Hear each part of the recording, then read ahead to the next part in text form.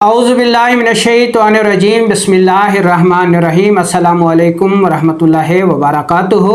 दोस्तों, हम में से बहुत सारे अहबाब का ये सवाल होता है जी कि हमें बलगम बहुत ज़्यादा आती है या बलगमी खांसी बहुत ज़्यादा आती है या हम मुसलसल बलगम थूकते रहते हैं जिसकी वजह से हमारी ज़िंदगी अजीरन हो गई है। तो काइंडली इस बलगम के लिए हमें कोई रेमेडी बता दें, कोई कहवा बता दें, ठीक है जी, कोई दवा बता दें ताकि हम इस अज़ियत से निजात पा सकें। मैं हूं आपका मेज़बान हकीम लियाकत अली खिची और आप देख रहे हैं हमारा YouTube channel Urdu health point. दोस्तों, सबसे पहले तो हमें बलगम के बारे में जान लेना चाहिए कि बलगम है क्या। ठीक है जी, जब हमें ये पता चल जाएगा कि बलगम क्या है, क्यों पैदा होती है, जिसमें इसका फ़ायदा क्या है और ये नुकसानदेह कब होती है, तो तब हम बलगम का इलाज बआसानी कर सकेंगे।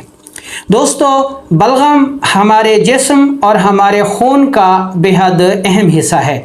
हालत सेहत में ये बलगम, जिसे रतूबत भी कहा जाता है, ये हमारे जिस्म के दर्जे हरारत को इतदाल पर रखती है, गर्मी को बढ़ने नहीं देती, खुश्की को बढ़ने नहीं देती, खून को पतला रखती है, उसको बहने के काबिल बनाती है। हालत सेहत में यही जो बलगम होती है, इसी ने ही सुर्ख खून बनना होता है, इसलिए बलगम को खाम खून भी कहा जाता है। और इसके अलावा यही बलगम हमारे दिमाग व आसाब की ग़िज़ा भी बनती है।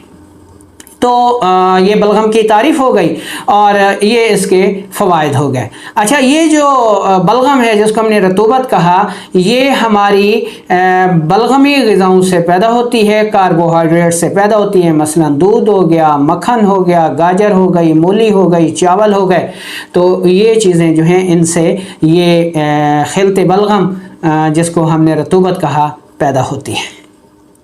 जब कभी हमारे जिस्म में खुश्की बढ़ जाए, ठीक है, या फिर हरारत का गलबा हो जाए, तो ये बलगम और रतूबत कम हो जाती है, जिसकी वजह से इंसानी जिस्म कई किस्म के अमराज का शिकार हो जाता है।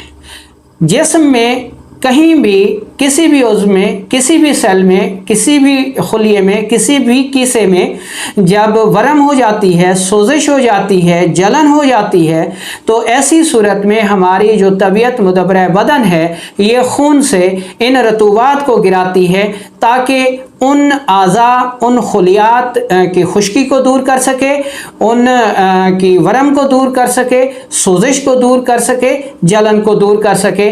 तो इसलिए ये रतूबत गिरती है ताकि ये अलामात, ये अमराज दूर हो सकें।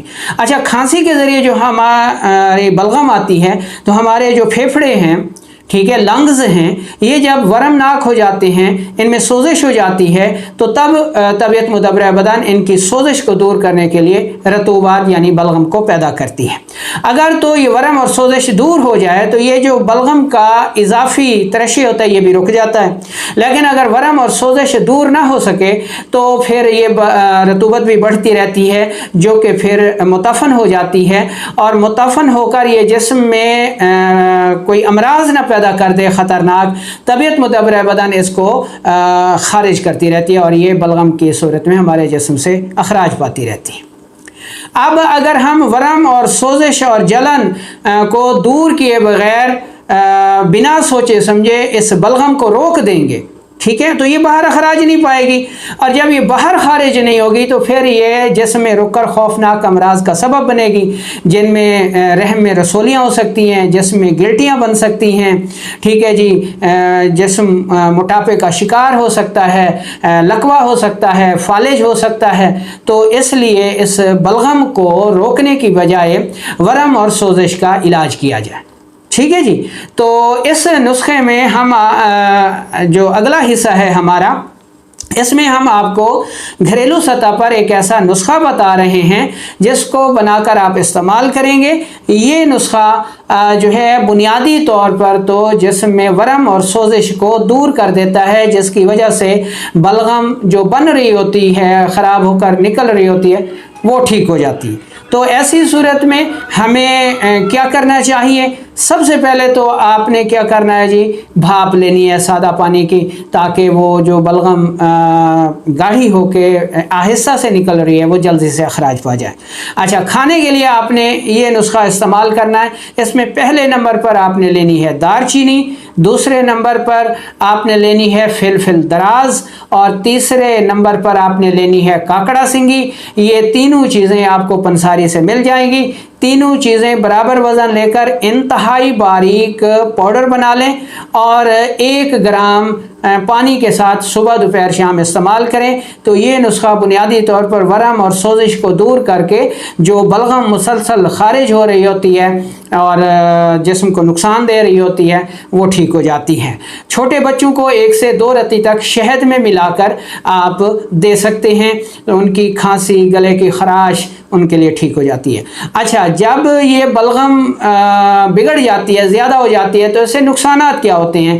اس سے نقصانات یہ ہوتے ہیں جی کہ بال سفید، وقت سے پہلے سفید ہو جاتے ہیں، دائمی نزلہ ہو جاتا ہے، خون کی کمی ہو جاتی ہے، بھوک بند ہو جاتی ہے، طبیعت سست ہو جاتی ہے، کام کرنے پر دل نہیں کرتا، چکر آتے ہیں، تھکاوٹ بہت زیادہ ہو جاتی ہے، پیشاب بہت زیادہ آتا ہے، ٹھیک ہے جی۔ تو یہ سارے عوارضات بلغم کی وجہ سے پیدا ہو جاتے ہیں۔ جب آپ یہ نسخہ استعمال کریں گے تو انشاءاللہ نہ صرف بلغم دور ہوگی بلکہ یہ سارے عوارضات بھی دور ہو جائیں گے، ورم اور سوزش بھی دور ہو جائے گی، اور باقی جو اس سے متعلقہ امراض پیدا ہوتے ہیں، علامات پیدا ہوتی ہیں، وہ بھی دور ہو جائیں گی۔